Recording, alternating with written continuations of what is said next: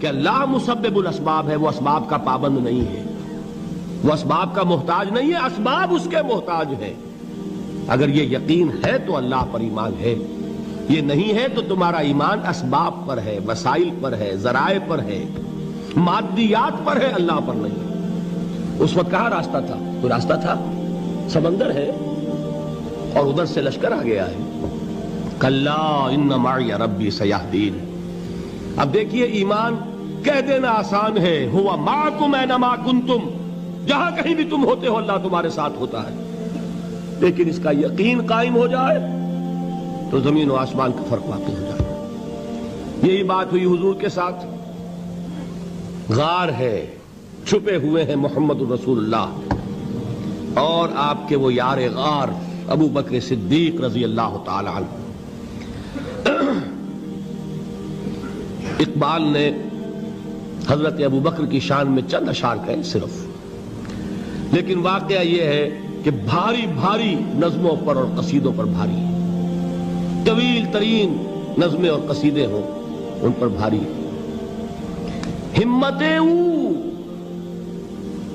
ابو بکر کی ہمت جو ہے، کشت ملت را جو ابر، جیسے بارش سے کھیتی اپجتی ہے، ابو بکر کی ہمت اور عزیمت اس امت کو اسی طرح سینچنے والی ہے۔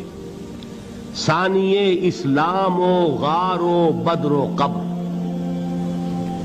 وہ دوسرے تھے اسلام میں، دوسرے پہلے کون تھے؟ انا اول المومنین، حضور فرماتے ہیں سب سے پہلا ایمان لانے والا میں، دوسرے ابو بکر۔ ویسے ہمارے ہاں یہ چلتا ہے اختلاف، حضرت علی پہلے ہیں کہ حضرت ابو بکر پہلے ہیں، لیکن اس میں بڑی خوبصورت تطبیق قائم کی ہے علماء نے اور بہت صحیح ہے۔ چار کے بارے میں فیصلہ ہی مت کرو کہ کون پہلے ہے، ان کی ایک عجیب تقسیم کر دی ہے۔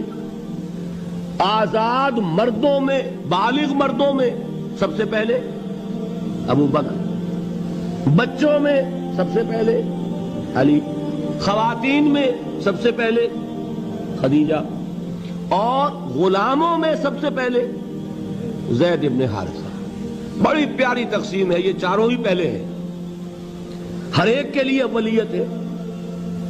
اور واقعہ یہ ہے کہ اگر زمانی اعتبار سے تعین ہوگا تو پہلے خدیجۃ الکبریٰ آئیں گی رضی اللہ تعالی عنہ، کسی اور سے بات کرنے کی نوبت بعد میں آ سکتی ہے، پہلے تو اہلیہ محترمہ سے بات ہوئی، آتے ہی پہلی وحی ہوئی ہے، ابھی تبلیغ کا حکم نہیں تھا۔ کس کو بتایا واقعہ؟ ابھی اپنی نبوت کی تبلیغ کا تو حکم ہی نہیں آیا۔ واقعہ کس کا ہے؟ وہ خدیجہ کا ہے۔ جب کہا ہے کہ خشیت علی نفسی، مجھے اپنی جان کا اندیشہ ہے، تو کیا جواب دیا خدیجہ نے رضی اللہ تعالی عنہا؟ وہ صدیقۃ الکبریٰ ہے۔ صدیقات جو ہیں خواتین، ان میں چوٹی پر خدیجۃ الکبریٰ ہے رضی اللہ تعالی عنہا، اور صدیق جو مرد ہیں ان میں صدیق اکبر ہے ابو بکر صدیق رضی اللہ تعالی عنہ، لیکن صدیقات میں چوٹی پر۔ جب حضور نے فرمایا خشیت علی نفسی، کیا فرمایا، کیا عرض کیا، کیسے تسلی دی؟ نہیں نہیں، اللہ آپ کو ضائع نہیں کرے گا، آپ غریبوں کے ہمدرد ہیں، آپ مساکین کے تکالیف رفع کرنے والے ہیں، آپ بیواؤں کی سرپرستی کرتے ہیں، آپ مسافروں کی خدمت کرتے ہیں، اللہ آپ کو ضائع نہیں کرے گا۔ یہ یقین ہے اس خاتون کے اندر۔ خیر وہ ایک علیحدہ بات ہو جائے گی۔ میرے دل پر حضرت خدیجہ رضی اللہ تعالیٰ عنہ کی شخصیت کا بڑا گہرا نقش ہے، جو وہ کوئی اور ہی وقت اور موقع ہوا تو بیان ہوگا۔ بہرحال اقبال نے ایک مصرے میں جو چار اولیتیں جمع کر دی ہیں، ہمتیں کشت امت را چو ابر، ثانی اسلام و غار و بدر و قبر۔ اسلام میں حضور کے بعد پہلے کون؟ ابو بکر۔ غار میں حضور کے ساتھ کون؟ ابو بکر۔ بدر کی رات اللہ کا رسول سر بسجود، وہ جھاڑ، وہ گھاس پھوس کی جو جھوپڑی بنائی گئی تھی، اور وہاں تلوار ننگی لے کر پہرا دینے والا کون؟ ابو بکر۔ اور اس حجرہ عائشہ میں محمد کے بعد سب سے پہلے دفن ہونے والا کون؟ ابو بکر رضی اللہ تعالی عنہ وصلی اللہ علیہ وسلم۔ وہ جو معاملہ میں سنا رہا تھا غار ثور کا، حضرت ابو بکر بھی حضور کے خیال سے لرز گئے ہیں. آپ کو یاد ہوگا کہ جا کر پہلے تمام جتنے سوراخ تھے انہیں بند کیا ہے. ایک سوراخ رہ گیا تھا جس کو بند کرنے کے لیے کوئی کپڑا نہیں تھا. وہاں اپنی ایڑی رکھی ہے. تب کہا ہے حضور سے تشریف لائیے, اور اپنے زانو پر حضور کو لٹایا ہے. اور وہاں کسی موذی جانور نے کاٹا ہے. حضور کی آنکھ لگ گئی تھی. اس وقت اس بل کے اندر جو بھی بچھو ہے کیا ہے واللہ عالم, اس نے کاٹا ہے. اس کی تکلیف کی وجہ سے ابو بکر کی آنکھوں سے آنسو ٹپک گئے. حضور کے چہرے مبارک پر پڑے ہیں تو حضور جاگے ہیں, معاملہ کیا ہے. ایڑی نہیں ہٹائی وہاں سے, مبادا وہ جانور وہاں سے نکل کر محمد الرسول اللہ کو کوئی گزن پہنچا دے.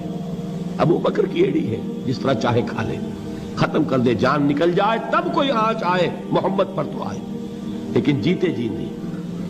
وہ ہے ابو بکر حضور کے خیال سے. اس وقت حضور نے پھر اپنا لعاب دہن لگایا ہے اور اس سے پھر آپ کی تکلیف ختم ہوئی. جیسے خیبر میں حضرت علی کی آنکھ دکھ رہی تھی, اس کو جو شفا حاصل ہوئی ہے وہ بھی حضور کے لعاب دہن سے ہوئی. تو بہرحال اس وقت انہوں نے کہا ہے کہ اے نبی یا رسول اللہ, اگر اس وقت ان میں سے کسی نے غیر ارادی طور پر بھی اپنے قدموں کی طرف جھانک لیا تو پکڑے جائیں گے. کیا جواب تھا اللہ کے رسول کا؟ لا تحزن ان اللہ معنا. اللہ ہمارے ساتھ ہے, کیوں گھبراتے ہو ابو بکر. یہ ہے ایمان باللہ.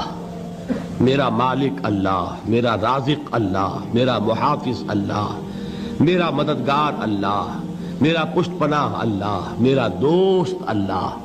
یہ دوستی ہے اللہ کی جو لب لباب ہے, حاصل ہے ایمان کا. اسی کا نام ولایت ہے. اولیاء اللہ کے سروں پر سینگ نہیں ہوتے. جس کے دل میں ایمان راسخ ہو چکا ہو وہی اللہ کا ولی ہے. جسے اللہ پر یقین ہو چکا ہے وہی اللہ کا ولی ہے. جسے یقین ہے اللہ میرے ساتھ ہے, میرا مددگار, میرا پشت پناہ, میرا ساتھی, میرا دوست, میرا محبوب, میرا محب. اللہ اہل ایمان سے محبت کرتا ہے. واللہ یحب الصادقین. ان اللہ یحب الذین یقاتلون فی سبیلہ صفا کانہم بنیان مرصوص. اللہ محبت کرنے والا, اہل ایمان محبوب, اور اہل ایمان محبت کرنے والے اللہ محبوب. والذین آمنوا اشد حبا للہ. آپ تصور کیجئے جسے یہ رشتہ ایمان یا رشتہ ولایت حاصل ہو جائے, الا ان اولیاء اللہ لا خوف علیہم ولا هم یحزنون. آگاہ ہو جاؤ, اللہ کے دوستوں کے لیے نہ کوئی خوف ہے نہ کوئی حزن ہے. اور میں بیان کر چکا تھا, خوف اور حزن کے خاتمے ہی کا نام امن ہے. زوال خوف, زوال حزن. یہ خوف اور حزن کیوں آتے ہیں بار بار؟ اللہ تخافوا ولا تحزنوا, دونوں آ گئے. الا ان اولیاء اللہ لا خوف علیہم ولا هم یحزنون, پھر وہی دو. وہ کیوں ہے؟ خوف ہوتا ہے کسی مستقبل کی بات کا, یہ نہ ہو جائے, وہ نہ ہو جائے, یہ نقصان نہ پہنچ جائے, یہ تکلیف نہ ہو, یہ گزن نہ آ جائے. خوف ہے مستقبل سے.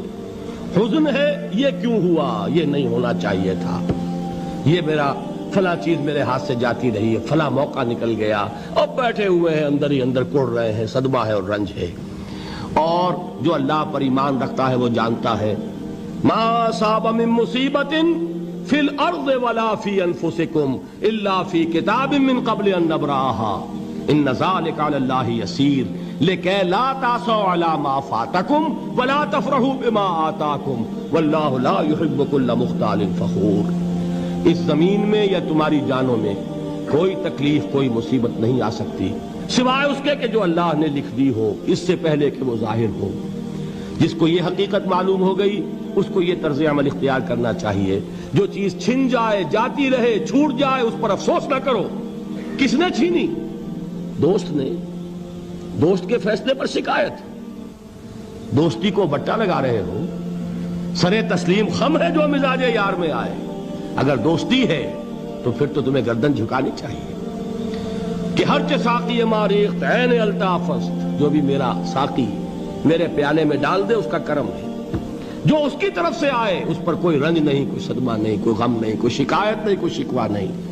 اور جو ہوگا وہ اس کے اذن کے بغیر نہیں ہوگا, اور اس کا اذن ہوگا تو یقیناً میرے لیے خیر ہی خیر ہے, چاہے وہ ناگوار شے ہو, بظاہر مجھے اچھی نہ لگ رہی ہو، میری شارٹ سائٹڈنس میں مجھے وہ نظر آ رہی ہے کہ میرے لیے بری ہے، لیکن قرآن نے کہا ہے عسیٰ ان تکرہوا شیئا وہو خیر لکم وعسیٰ ان تحبوا شیئا وہو شر لکم واللہ یعلم وانتم لا تعلمون۔ ہو سکتا ہے تم کسی چیز کو ناپسند کرو درحال ہے کہ اسی میں تمہارا خیر ہو، اور ہو سکتا ہے تم کسی چیز کو پسند کرو درحال ہے کہ اس میں تمہارا شر ہو۔ اللہ جانتا ہے، تم نہیں جانتے۔ جب مجھے یہ بات معلوم ہو گئی، میں نے اپنا معاملہ اللہ کے حوالے کیا۔